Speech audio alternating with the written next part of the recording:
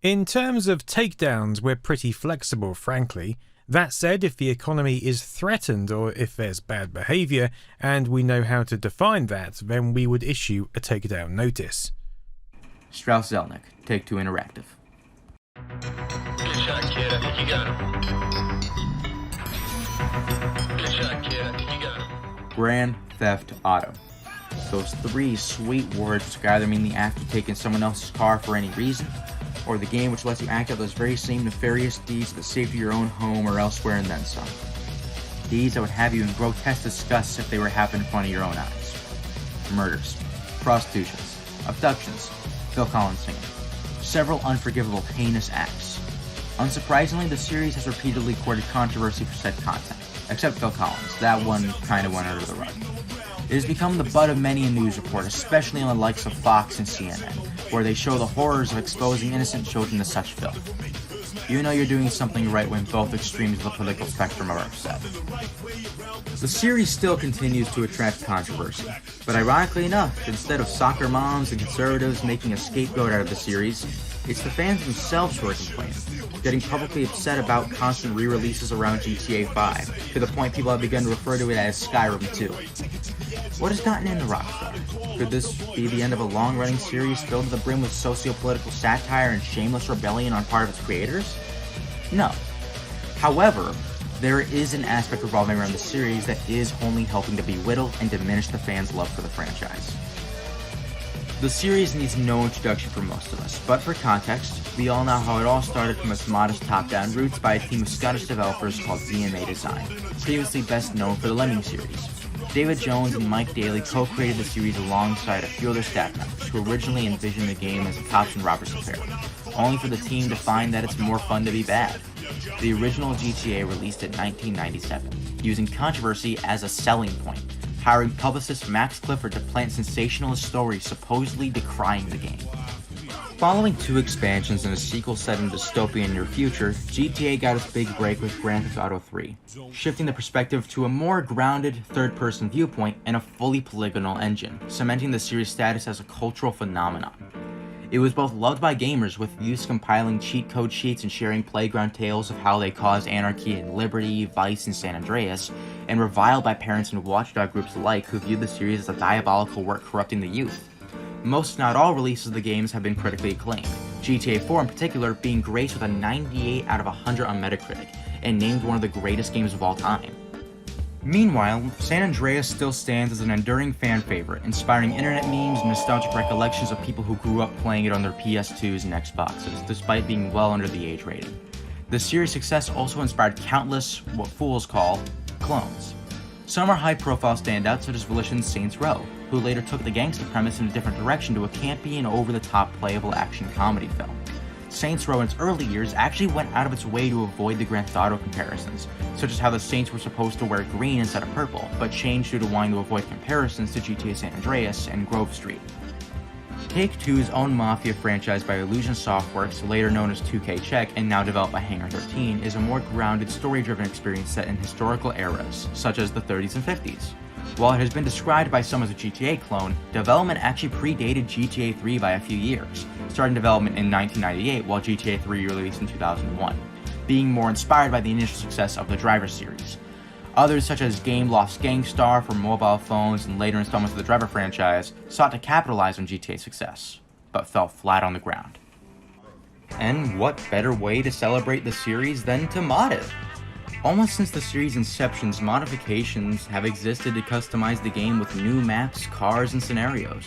A tool called GTA Cars existed to alter a number of parameters and graphics in GTA 1, and was even licensed by Rockstar themselves, with DMA Design having been quoted as saying that the tool was much more advanced than anything we had when we were actually developing GTA. The 3D era was when the scene really took off though, with countless new cars, characters, and scenarios either sequestered from other games or all new assets created by professional artists in their spare time, such as the Ghostown mod.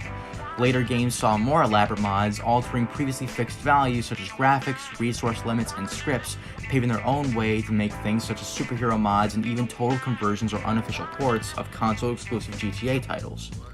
However, with all of these recognizable, amazing mods, there's one controversial mod that everyone knows about.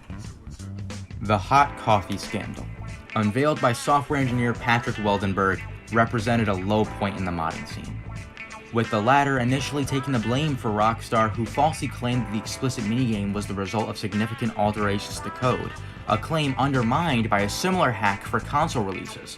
Hot coffee was simply lying dormant in the code all along, regardless of the platform. On top of that, company correspondence revealed that the Hauser brothers fought to have the raunchy scenes included, scenes of oral and vaginal intercourse, only for them to begrudgingly comply and null them out due to fears of having hardcore sex scenes in a mass market work would deprive them of mainstream release. Well, because porn is taboo, of course. Politicians and parent groups campaigned against Rockstar, most notably ex-First Lady and presidential candidate Hillary Clinton, and of course Jack Thompson. But the company endured in no small part due to the fans who valiantly defended the series, though the resulting second edition release with safeguards in place to deter modding left a sour taste in the community. It's not that Rockstar didn't leave a little something for fans here and there though, as they snuck in the scathing parody of Mrs. Clinton in GTA 4, in the form of the Statue of Happiness, with the former First Lady's mug replacing Lady Liberty's face and a cup of coffee in the place of the torch. Reportedly, the internal name for the statue in the studio was Hillary. Since then, Rockstar has taken more of an ambivalent approach towards modding. On one hand, praising their efforts at breathing new life onto games on their newswire, and on the other, adding increasingly complex measures to lock files out of modders' grubby little hands, through schemes such as encryption. Though it is also due to multiplayer being intertwined in the game itself rather than being an isolated component like with first-person shooters. These measures caused some community members to worry about GTA 5's PC version being even more mod-proof, with one modder expressing their fear that the encryption used could spell the end for the modding scene as we know it. Fortunately, GTA 5's modding scene thrived and is still quite popular to this day. But in 2017, a cease and desist notice was filed against Open4, a tool for modifying Rage engine-based Rockstar titles. Russian programmer Yuri Krivorochko, better known by his online handle GoodNTS, however some sources misspell it as GoodNDS, maintained that his work complied both with US and Russian reverse engineering laws and did not tamper with online code. After some backlash with Rockstar chastising their parent company over what was this draconian move, access to Open4 was eventually restored and the modding scene continued.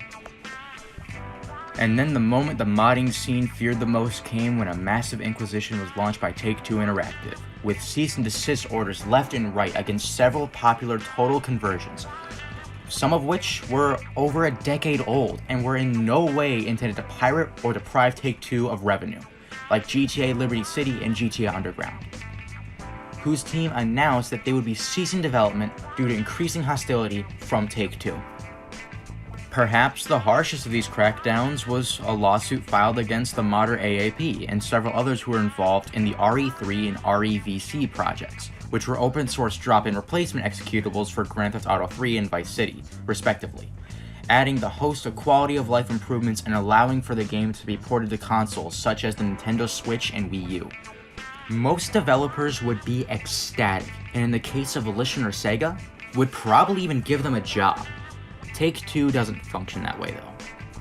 The RE3 mod started in 2018 as an experiment with collision code and physics being replaced with an external DLL, but the COVID-19 pandemic gave the team ample time to come up with a working executable, and such covered by the likes of Eurogamer. Take-Two took notice and initially filed the DMCA takedown notice alleging copyright infringement over the source code. Some game developers either care very much, want to take legal action, or don't really care at all. There's even some times where they just don't really acknowledge it, but just let them still exist either way because they realize it's having a positive impact in their community. Hangar 13, for an example, has for the last 5 years let modders create ScriptHook, a great modding tool for Mafia 3, 2, and Definitive Edition. It's a fantastic tool and it's been worked on for several years, to the point where now it's considered to be the main mod hub for Mafia. To the point where Mafia Definitive Edition, if you want to mod it in any way whatsoever, you gotta get ScriptHook. The complaint was later disputed, and after a while, access to the source code was restored.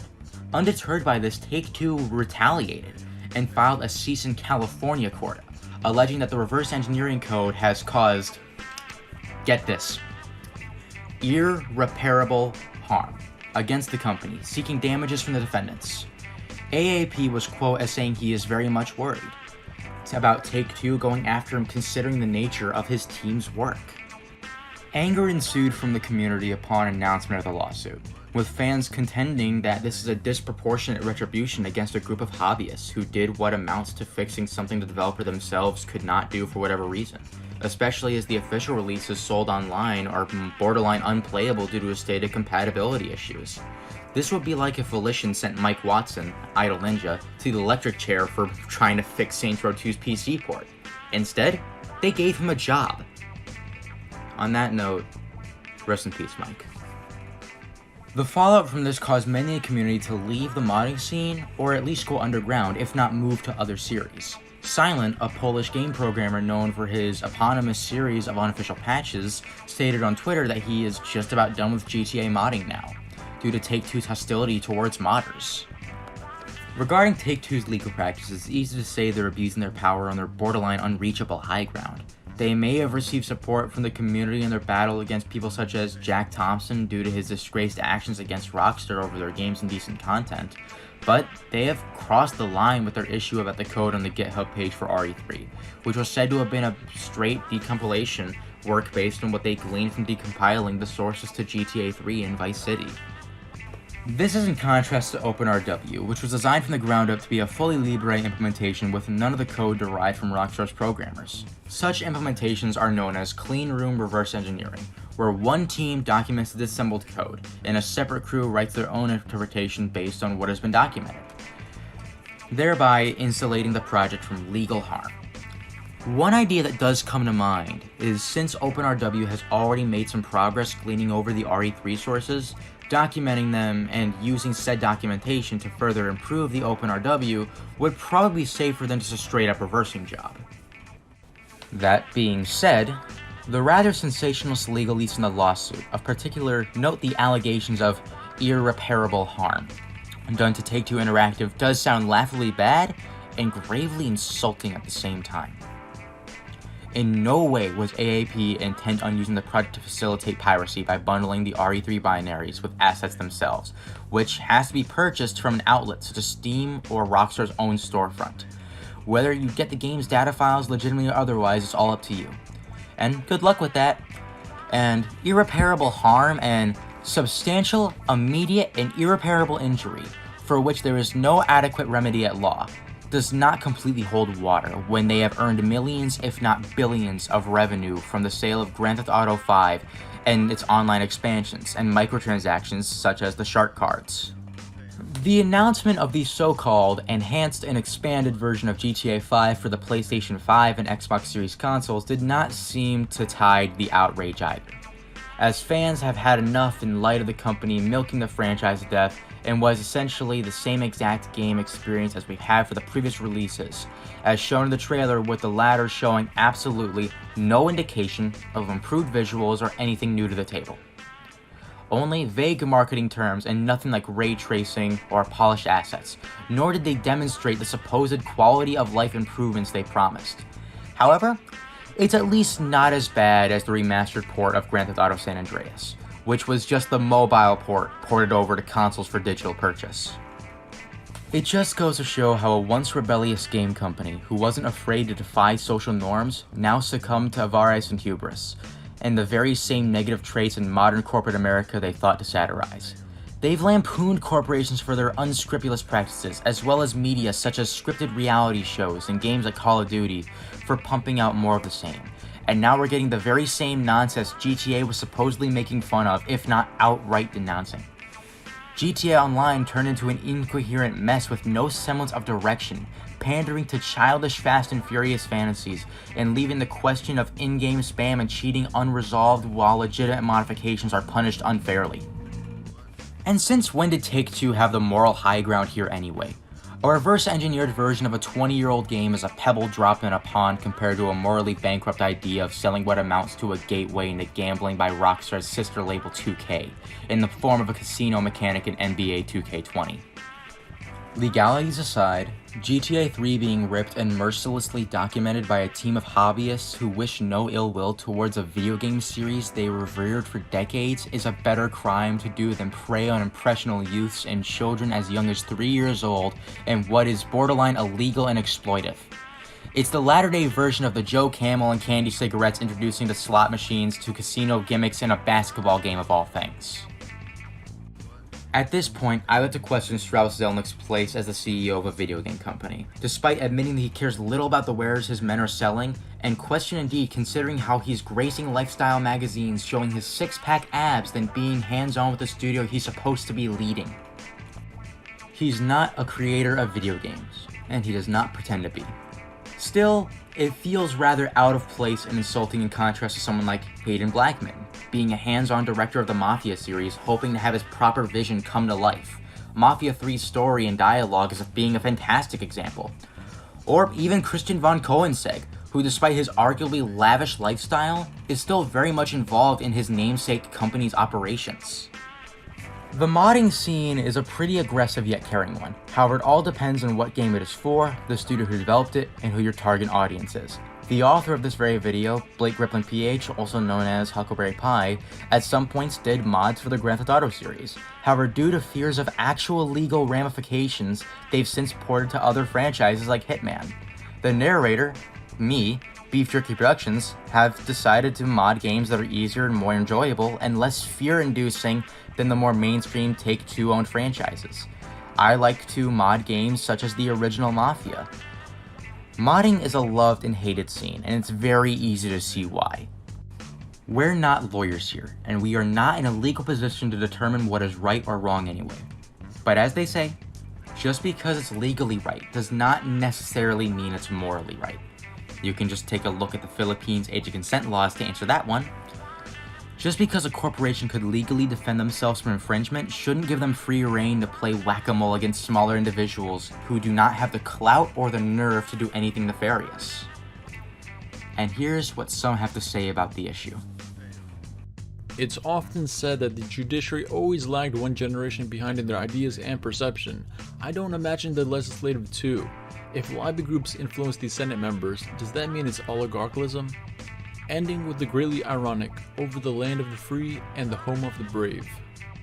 If this was about the coding itself, then it'd be more understandable, but it quite obviously isn't.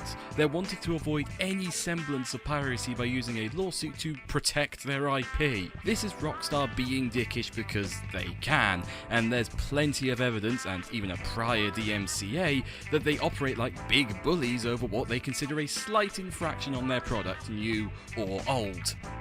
Seriously? The whole laws surrounding copyright go way beyond what the laws were originally made for. If anything, the limit was made so creativity could flow from generation to generation. Now is just mine, mine, mine. Take-Two's actions towards the modding community and their own fan base is not only harmful, but also worrying that it could set a precedent that other companies might follow.